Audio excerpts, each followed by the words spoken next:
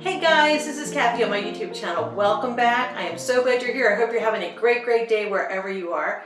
Well, today we're going to talk about a series I started back in October. And I really started it long before that, but I didn't make it an official series, which I'm going to do now. And it's going to be on stress relief. Those of us going through divorce need stress relief. I think stress relief comes in many forms. I think you can have targeted stress relief techniques such as breathing techniques, yoga, meditation, all those type of things. But I also think that taking care of ourselves, doing things we enjoy, doing things like taking a walk in the woods, all of those things that we may enjoy, photography for some of us, reading for some of us, can lead to stress relief and can make us healthier. So I've titled it Stress Relief and Self-Care Methods, a series for those going through divorce. The plan is what we're talking about today.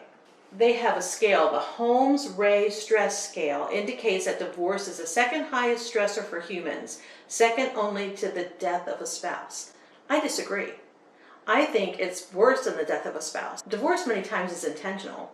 I call it like a death but with intent, because when someone dies, they typically don't mean to hurt you in that death. They can't help it. It just happens. Like my parents both died. They didn't do it to hurt me. So I didn't feel like that was an affront to me. They didn't want to die, but they came to the end of their lives. My husband left me. That was an affront to me. He damaged me and he damaged others in many ways through the divorce. It's like a death, but with intent.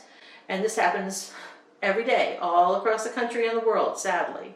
Knowing stress can make you sick in both mind and body and spirit, I'll say. I want to look at various stress relief techniques as well as fun things we can do just to be happier and in that happiness release some of our stress. I hope you'll join me on my endeavor to find different stress release techniques and self-care techniques. I believe that certain techniques and events and fun things we do in our lives will work for some and not for others. We're all different.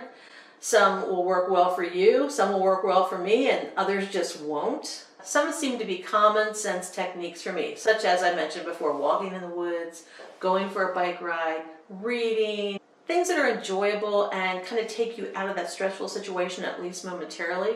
And others may seem a little bit out there, like one that I was reading about that I think I've mentioned before to you guys. It's called tree bathing.